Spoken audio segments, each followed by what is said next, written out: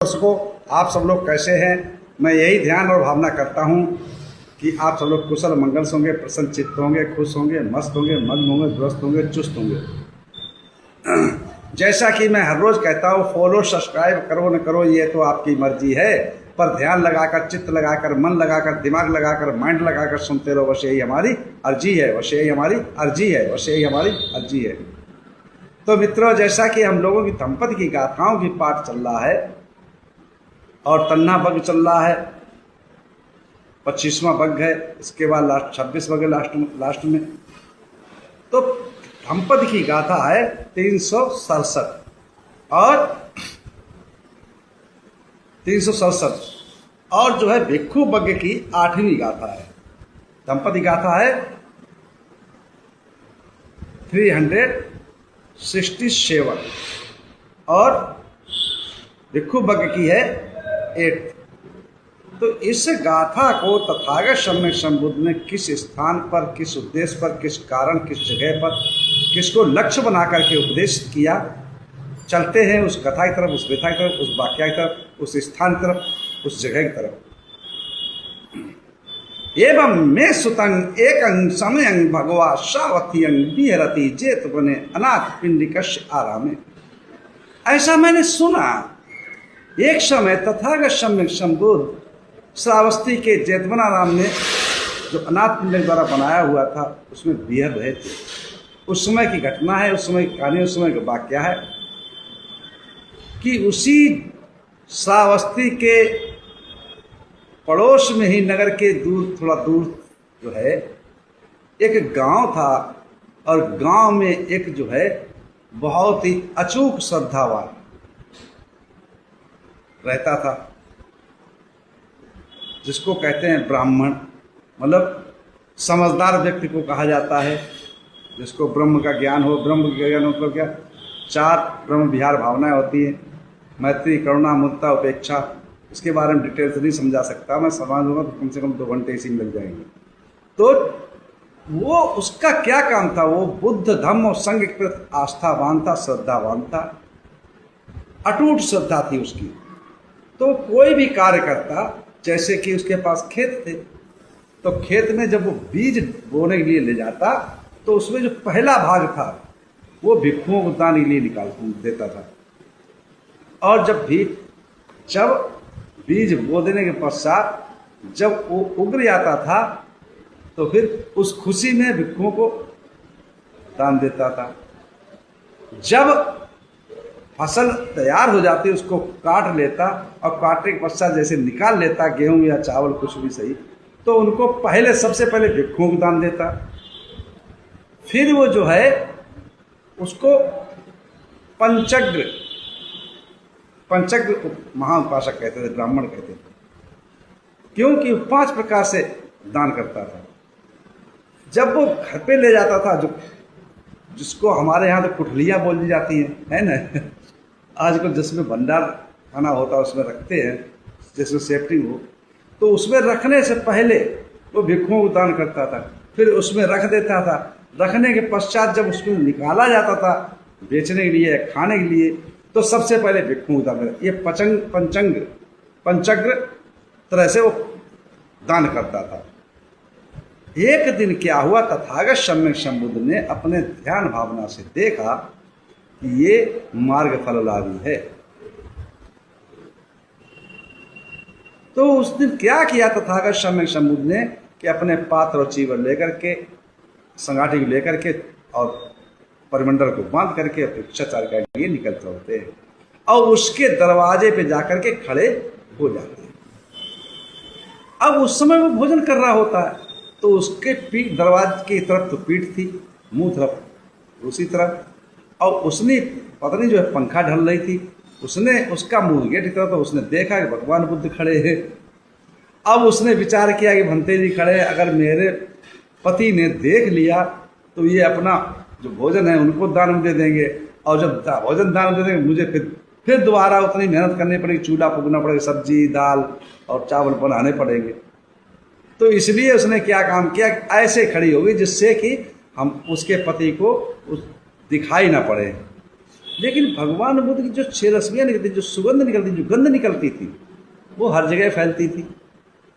वो गंध जब उसके घर में फैल गई, पूरे गंध में गंधवान हो गया, और उसके जब नथनों तक पहुंचा है, नासिका तक पहुंचा है, तो ब्राह्मण को लगा कि यह तो भगवान बुद्ध की जो है गंध है। इधर जो है वो जो उसकी घरवाली थी, पत्नी थी, पत्नी थी, गृहिणी थी, उसको भी ये गंध महसूस, तो वो विभोर हो गई भगवान बुद्ध के इस रश्मियों में और हट गई। तो जैसे ही हटी है तो उसने, उसको जब गंध लगी तो उसने पीछे मुड़ के देखा, तो देखा क्या तथागत सम्यक उसके गेट पे खड़े हैं।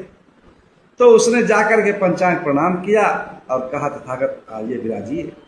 अंदर ले जाता, कहता है, भगवान मेरे पास आधा भाग बचा हुआ, आधा मैंने खाया, लेकिन मैंने एक ही तरफ खाया, जूठा नहीं किया, और आप चाहो तो मैं आपको दान दे दूं। तो तथागत सम्यक बुद्ध कहते, चाहे प्रथम भाग हो, चाहे मध्य भाग हो, चाहे अंत भाग हो, और थोड़ा बचा हुआ कोई भी हो, हमें अपने जीवन की गाड़ी चलाने के लिए आहार चाहिए। वो कोई सा भाग हो, उससे कोई मतलब नहीं है, आप हमें दान कर सकते हैं। तो उसने जो है भगवान बुद्ध को दान किया, और दान देने के पश्चात फिर भगवान बुद्ध जो है दूसरे दिन उसने आमंत्रित किया अपने घर पे भोजन के लिए।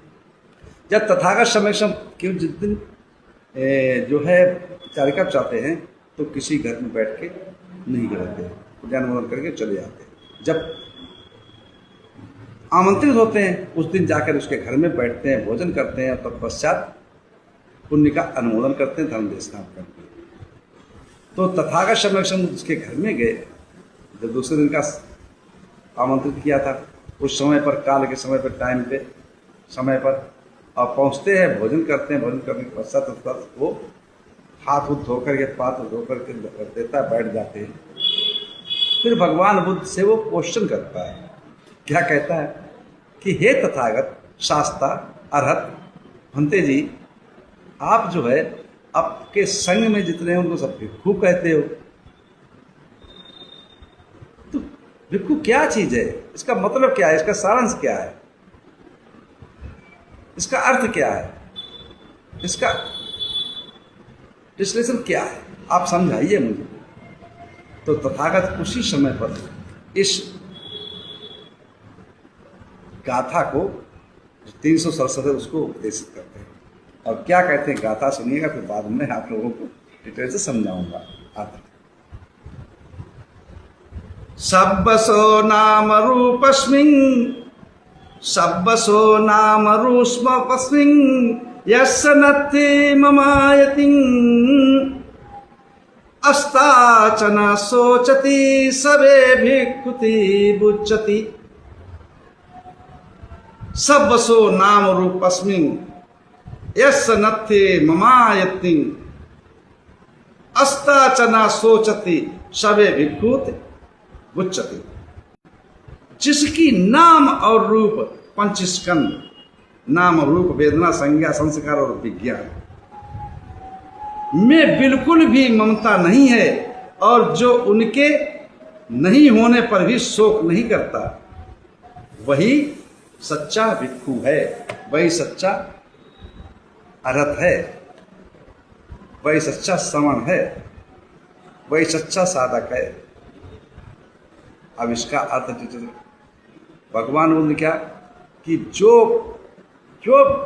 व्यक्ति भिक्खु ही नहीं, हमारे श्रवण है, उसमें भी जो नाम और रूप और नाम, तो नाम कहा चित्त को, मन को, और रूप किससे बनता है, 4 महाभूतों से, पृथ्वी जल वायु और अग्नि, तो ये रूप है।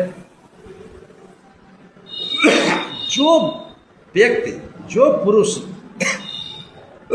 जो श्रवण, जो साधक इनसे परे हट जाता है,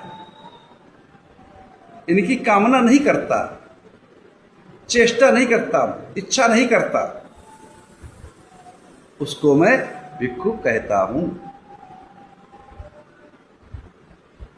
जो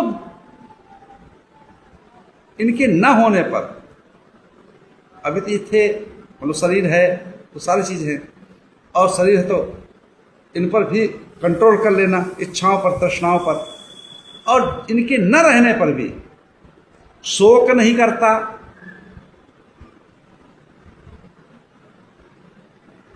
शोक को मतलब समझते होंगे आप लोग, शोक नहीं करता, क्षोभ नहीं करता, तो ऐसे व्यक्ति को मैं भिक्षु कहता हूँ, ऐसे श्रवण को मैं भिक्षु कहता हूँ। वो सच्चा भिक्षु है। चीवर डाल लेने से या काषाय वस्त्र धारण करने से वो भिक्षु नहीं कहलाता। जो इन चीज़ों के आवरण करता है, आचरण करता है, उसको मैं भिक्षु कहता हूँ। इसी साथ मैंने एक लाइन दो लाइन बनाई है, आप सुनिएगा। हम भिक्षु उसको कहते हैं जिसको नाम रूप की चिंता ना हो।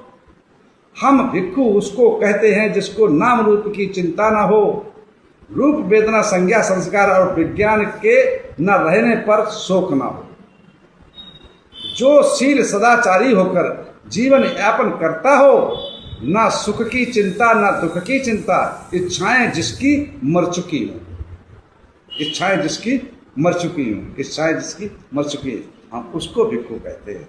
इसी के साथ मैं अपनी वाणी विराम देता हूँ। आप सबको मंगल हो, कल्याण हो, सुखी जीवन हो, योगी काया हो, दूर हो जाए, सुख से वास करो, हमेशा प्रशस्त रहो। आप सब लोग मंगल हो, मंगल हो, मंगल हो।